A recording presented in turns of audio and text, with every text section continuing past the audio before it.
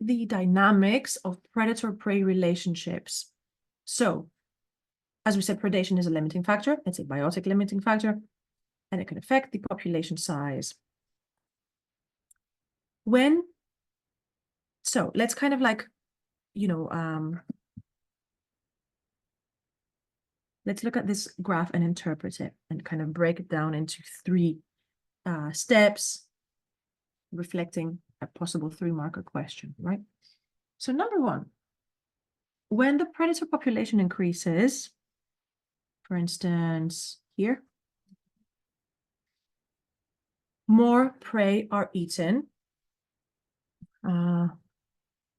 Just want to try and use a little bit of color coding here to help you guys. Hang on, let me make this drawing a little bit clearer. So this phase here, this upwards phase here, represents the predator increase in population. What is the consequence of predator population? And change color. Is that it will decrease the prey population.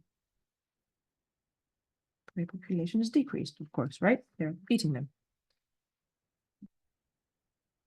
However, this in turn will have an impact on the population of my predator because it leaves less prey, less available food for predators to eat, which will lead to intra-specific competition within individuals of the same species.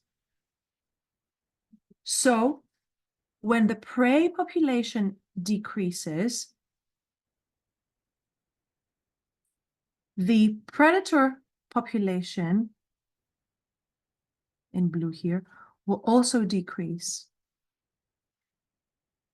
Number two. Will also decrease. However, when the predator population decreases, that gives a chance to the prey population to recover in numbers again. Due to fewer prey, less predators can survive and their population decreases, right?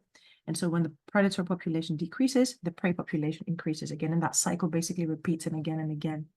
So there is this kind of constant fluctuations in the numbers, the relative numbers of predator and prey.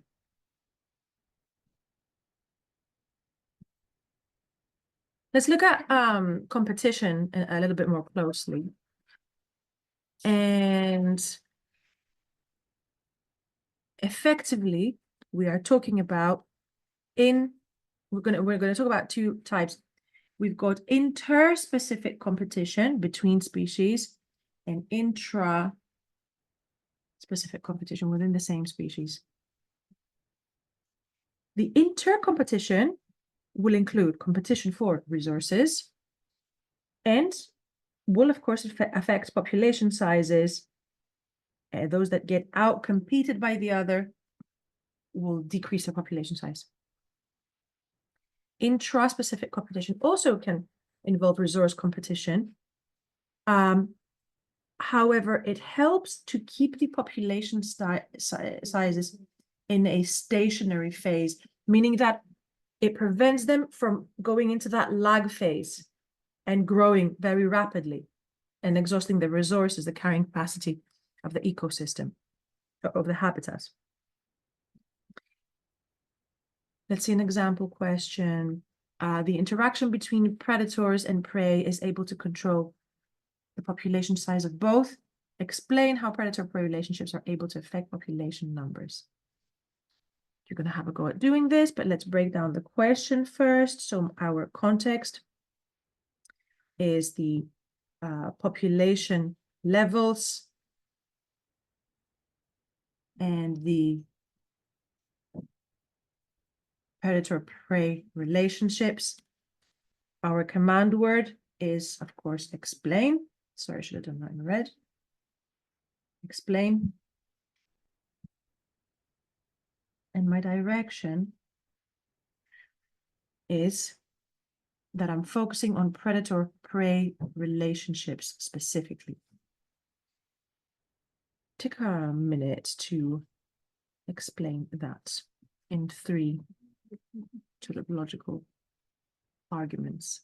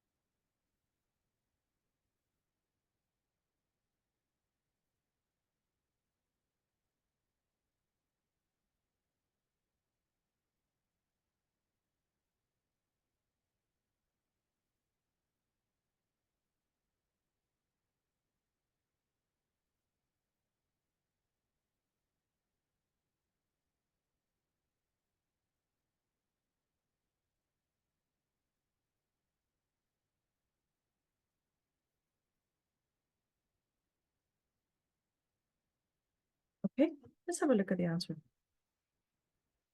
So predator-prey relationships act in a negative feedback loop. That is a kind of like a general statement that we're of course going to qualify in a minute. An increase in the numbers of one, the predator, within an ecosystem result in more prey being eaten, and therefore a subsequent decrease in the number of prey.